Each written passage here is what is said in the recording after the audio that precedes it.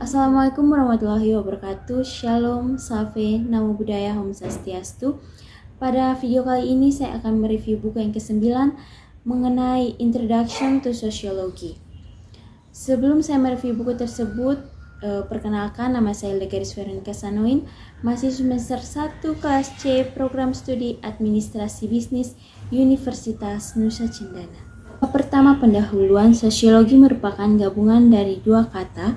Bagian pertama diambil dari bahasa Latin yaitu socios yang berarti beragam masyarakat pergaulan, sedangkan dari bahasa Yunani yaitu logos.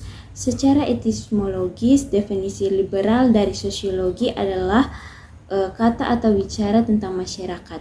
Definisi sederhana di sini bahwa studi tentang masyarakat dan budaya. Sosiologi juga merupakan ilmu yang mempelajari tentang masyarakat, meskipun istilah sosiologi pertama kali ditemukan oleh filsuf Prancis yaitu Auguste Comte, kemudian dikembangkan oleh Durkheim, Karl Marx, di mana sosiologi juga membantu siswa membedakan antara dua konsep penting.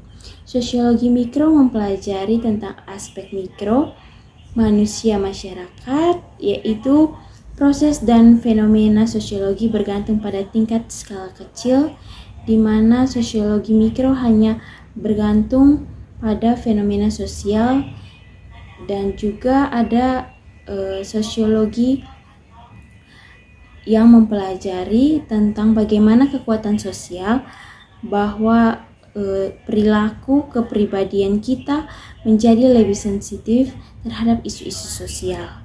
Sosiologi membantu dalam memaparkan pencerminan diri kita. Dengan belajar sosiologi, kita lebih menguasai dan berpusat dalam memberikan nilai yang tinggi terhadap martabat manusia.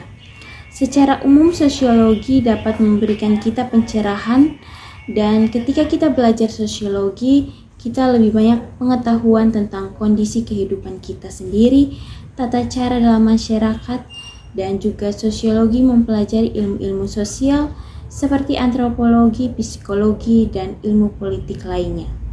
Masyarakat dan budaya. Istilah masyarakat disebutkan sebelum berasal dari kata Latin yaitu socios. Istilah secara langsung berarti asosiasi, kebersamaan, dan sekedar kehidupan kelompok. Konsep masyarakat dan budaya sangat penting untuk sosiologi, di mana masyarakat merupakan pengelompokan otonom dari orang yang mendiami wilayah yang sama, memiliki kesamaan budaya, kumpulan nilai, kepercayaan, adat istiadat, dan lain sebagainya, dihubungkan antara satu sama dengan yang lainnya. Sosiologi mengklasifikasikan masyarakat dalam berbagai kategori tergantung pada kriteria-kriteria tertentu. Dengan demikian, negara-negara di dunia diklasifikasikan menjadi negara pertama dan negara kedua. Negara pertama adalah negara-negara yang mempunyai industri yang sangat maju dan kaya secara ekonomi, seperti Amerika Serikat, Jepang, Inggris, Prancis, dan Italia. Negara kedua juga memiliki industri maju, tetapi tidak sebanyak seperti negara-negara pertama. Negara-negara yang dianggap sebagai negara termiskin oleh Gideons yaitu masyarakat yang tingkat konseptualisasinya sebagai negara yang memiliki tingkat global dan regional, serta tingkat negara memiliki kelompok etika yang tergantung dari berbagai kriteria. Istilah budaya mengacu pada seluruh cara hidup anggota suatu masyarakat. Ini termasuk apa ketika mereka menggunakan sesuatu milik mereka, seperti adat perkawinan dan kehidupan keluarga, seni dan pola kerja, upacara keagamaan, rekreasi, dan lain sebagainya. Budaya memiliki berbagai dimensi seperti materi dan non-materi, implisit, eksplisit, organik, dan supraorganik, ideal dan aktual, dinamis, statis, dan terbuka, serta rahasia. Unsur-unsur penting dari budaya meliputi simbol, bahasa, nilai, dan norma. Yang ketiga, membahas tentang sosialisasi. Sosialisasi adalah proses seumur hidup yang tidak pernah berakhir, di mana individu dilatih dan dipasang ke dalam fungsi normal masyarakat dan kelompok mereka. Hanya untuk masyarakat yang secara biologis mampu untuk bersosialisasi. Dengan demikian, basis biologis yang membuat sosialisasi di mana manusia mungkin meliputi beberapa keadaan yang harus dirasakan seperti tidak adanya naluri sosial, kebutuhan kontrak, kapasitas untuk belajar, masa anak-anak yang berkepanjangan, dan ketergantungan bahasa. Tujuan sosialisasi antara lain menanamkan dasar disiplin, menanamkan cita-cita, sekaligus kedisiplinan, mengajarkan peran sosial dan jenis-jenis sosialisasi. Jenis-jenis sosialisasi dapat berupa primer, masa kanak-kanak, sekunder. Sosialisasi dapat dilakukan secara informal dan tingkat formal. Oleh karena itu, sosialisasi akan berguna untuk ditambahkan ke dalam beberapa ide. Berbagai agen sosialisasi di mana juga diberikan bagian yang seimbang dari kekuasaan, kontrol, dan dominasi. Perusahaan-perusahaan internasional yang terpaksa mempromosikan budaya konsumerisme melalui bantuan media global yang kuat cenderung memainkan peran yang mendominasi, mempengaruhi sikap dan gaya hidup remaja. Kemudian pada bagian keempat membahas tentang organisasi sosial dan sosial interaksi.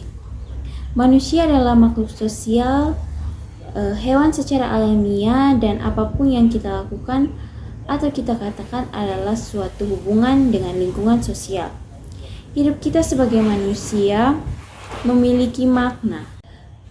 Dengan demikian, salah satu ilmu sosiologi memperhatikan secara lebih mendalam, menganalisis perilaku masyarakat manusia seperti yang tampak dalam struktur dan cara, serta hubungan yang terorganisir secara lebih khusus.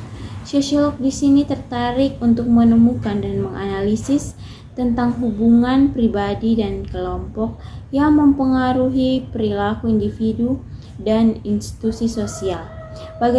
Organisasi sosial mengacu pada cara orang secara sosial dikelompokkan dalam jaringan interaksi sosial yang langgeng dan merupakan suatu hubungan kehidupan serta pekerjaan yang layak di mana lingkungan seseorang adalah kehidupan berkelompok. Yang kelima membahas tentang proses sosial sebagai anggota masyarakat bukan untuk kehidupan, keberadaan, dan kelancaran serta berfungsi sebagai sistem. Proses sosial adalah pola atau metode di mana metode interaksi antara masyarakat dan kelompok melibatkan fitur berulang dan melibatkan stratifikasi sosial yang merupakan salah satu akibat dari proses sosial secara sederhana dilakukan dalam lingkungan hidup masyarakat. Stratifikasi sosial juga merupakan segmentasi masyarakat yang menjadi susunan hierarki atau strata. Tinjauan sosial patologi, ilmu sosial di mana biasanya membicarakan tentang patologi sosial atau masalah sosial. Patologi sosial telah ada sejak lama ketika manusia mulai hidup berkelompok, dengan kata lain mereka sama antiknya dengan manusia itu sendiri.